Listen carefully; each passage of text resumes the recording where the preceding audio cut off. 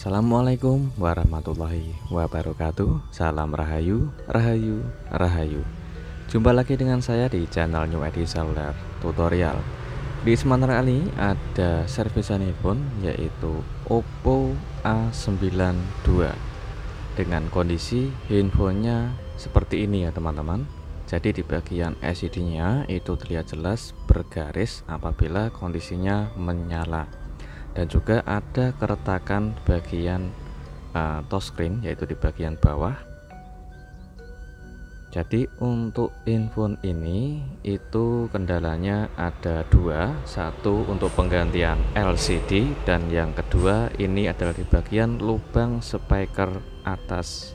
Jadi untuk di bagian lubang speaker atas itu tutup saringan atau pelindung speaker atasnya itu sudah pada berlubang ya teman-teman. Jadi mudah sekali apabila suatu saat kemasukan air ataupun kemasukan debu. Selanjutnya kita langsung saja untuk proses pembongkaran. Kita bisa menggunakan alat penghangat seperti separator ataupun menggunakan blower, yaitu untuk mempermudah pembongkaran di bagian backdoor. Oke, kita lepas pelan-pelan untuk di bagian backdoornya, karena untuk cat pada backdoor itu biasanya mudah terkelupas teman-teman. Jadi harus hati-hati untuk membuka di bagian backdoornya. Dan selanjutnya kita buka skrup, yaitu untuk membuka di bagian bezel atau tulangan tengahnya. Oke, dengan pelan-pelan dan hati-hati karena di bagian samping itu ada bagian fingerpin atau fleksibel sidik jari. Oke, kita lepas dulu untuk fleksibel fingerpinnya, lalu kita lepas untuk soket konektor baterai dan soket bagian fleksibel LCD, mainboard dan juga penutup mesin. Oke, kita lepas untuk di bagian mesinnya, kita angkat dan jangan lupa untuk kita lepas di bagian kabel switch antenanya dulu.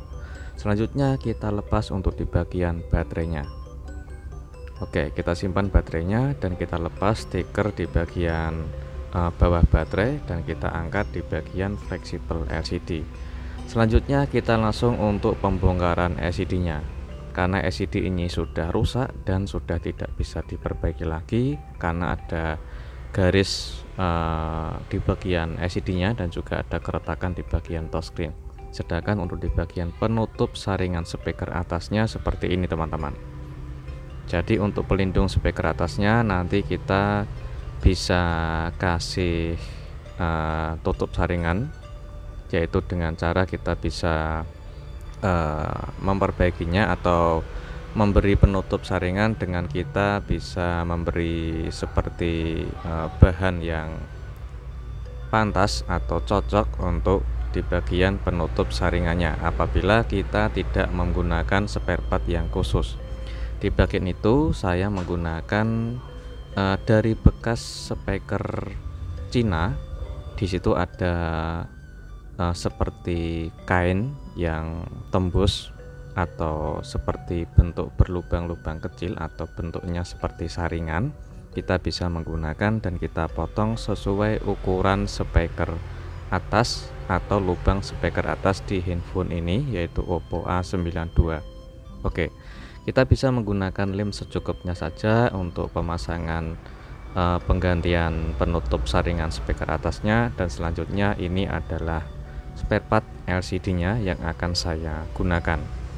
Oke, ini adalah kualitas LCD merek Diamond. Oke, seperti ini kondisinya teman-teman.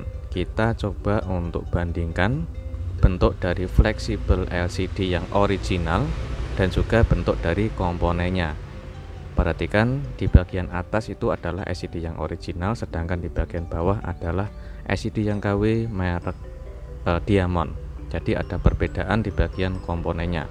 Sedangkan di bagian atas hampir sama atau sama persis, tidak ada perbedaan. Dan selanjutnya kita coba untuk pengetesan. Jadi sebelum kita menggunakan LCD atau sebelum kita pemasangan LCD, sebelum terlanjur pengeliman maksud saya, alangkah baiknya kita cek dulu teman-teman, yaitu untuk mengetahui kualitas dan juga kondisi fungsi dari LCD yang baru. Oke, Setelah kita nyalakan, kita coba untuk sambil kita koneksikan menggunakan charger buat jaga-jaga kalau kondisi baterainya itu hampir habis. Oke, tinggal kita menunggu loadingnya selesai dan handphone sudah menyala, dan ini adalah kondisi LCD Oppo A92 merek Diamond. Kita tes fungsi dari touchscreen bisa berfungsi dengan sangat normal dan LCD-nya bisa menyala dengan normal. Sekarang kita tinggal membuang segel atau kita lepas segel di bagian belakang LCD, dan juga ada stiker warna biru, itu juga nanti kita harus melepasnya teman-teman. Jangan langsung dipasang sebelum kita melepas stiker warna biru di belakang LCD, karena bisa menyebabkan kondisi LCD tebal saat kita proses pemasangan kalau untuk di bagian stiker warna birunya tidak kita lepas. Dan di bagian ini saya kasih tips untuk memperkuat fleksibel LCD dengan cara kita lapisi menggunakan solasi warna bening atau solasi yang bebas, yang solasinya itu intinya tipis teman-teman. Setelah itu kita presisikan fleksibelnya dan kita lapisi ulang di bagian fleksibel bagian luar. Kita masukin fleksibel LCD-nya dengan solasi, kita masukkan solasinya dan kita presisikan. Selanjutnya setelah kita memperkuat fleksibel LCD-nya, tinggal kita pengeliman. Kita bisa menggunakan lem secukupnya saja di bagian sekeliling kaca touchscreen atau di bagian samping LCD. Jangan terlalu banyak, jangan terlalu tebal. Apabila kalian tidak terbiasa teknik seperti ini, kalian bisa menggunakan lem di bagian sekeliling, yaitu bagian frame. Tapi kalau saran saya jauh lebih rapi pemasangan apabila kita menggunakan lem di bagian kaca touchscreen-nya. Kita gunakan lem secukupnya saja dan kita presisikan LCD ke bagian frame. Dan ada saran sedikit lagi, apabila sebelum kita proses pemasangan LCD terlanjur, alangkah baiknya dicek dulu kondisi framenya. Apabila framenya itu agak sedikit bengkok atau framenya itu melengkung, kita bisa meluruskan kondisi framenya dulu teman-teman, agar kondisi frame bisa presisi sama LCD dan tidak bisa atau tidak bikin LCD itu rusak karena di bagian framenya sedikit melengkung dan bengkok. Kita paksa untuk pemasangan LCD, itu bisa menyebabkan LCD-nya bisa menyebabkan bagian touchscreen itu gerak sendiri atau ghost touch, ataupun bisa menyebabkan LCD tidak tampil atau black screen, ataupun bisa menyebabkan LCD bergaris. Jadi alangkah baiknya segala proses pemasangan atau penggantian LCD usahakan benar-benar presisi teman-teman, terutama di bagian frame. Harus bersih dari sisa lem dan juga ada kotoran di bagian tengah frame atau di belakang LCD, harus dibersihkan dulu sebelum pemasangan LCD. Oke, setelah itu kita tunggu hingga lemnya kering, kita bisa sambil merakitnya, dan di bagian ini kita proses pemasangan bezel atau tulangan tengah. Oke, kita presisikan. Apabila ada sisa-sisa lem di bagian tulangan, kita bersihkan dulu, yang tujuannya agar nanti proses pemasangan backdoor atau perakitan terakhir itu pemasangan bisa presisi. Selanjutnya kita kasih lem secukupnya saja untuk pemasangan backdoor atau tutup belakangnya.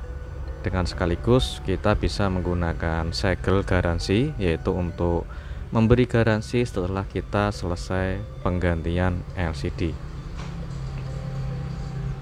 Oke, setelah selesai menggunakan lem secukupnya saja, kita presisikan di bagian backdoor sambil kita bisa menggunakan gelang karet secukupnya saja seperti ini, yaitu tujuannya untuk mempresisikan LCD ke frame dan juga mempresisikan bagian pemasangan backdoor.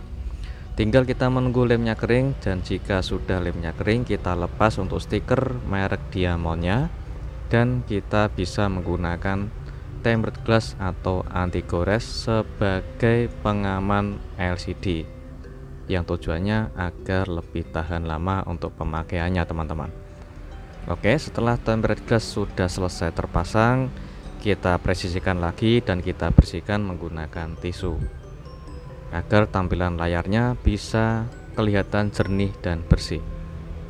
Oke, untuk LCD-nya masih tetap menyala dengan normal, tinggal kita pengetesan ulang sebelum handphone ini diambil sama pelanggan.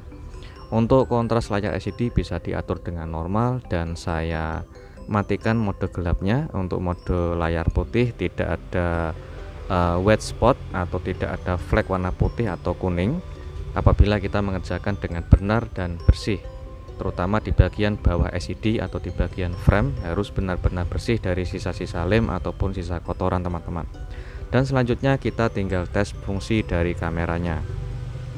Ini adalah hasil kamera belakang, yaitu menggunakan LCD merek Diamond. Kalau menurut saya tidak begitu jelek dan masih bisa berfungsi dengan sangat jernih dan bersih teman-teman. Dan itu adalah bagian fungsi kamera depan. Jadi untuk fungsi kamera belakang dan kamera depan masih bisa berfungsi dengan bersih dan sangat jernih, dan juga bisa fokus. Oke, untuk total kayak ini, yaitu penggantian LCD di handphone Oppo A92 dan juga memperbaiki lubang speaker atas sudah selesai. Semoga bermanfaat dan jumpa lagi di tutorial berikutnya. Assalamualaikum warahmatullahi wabarakatuh.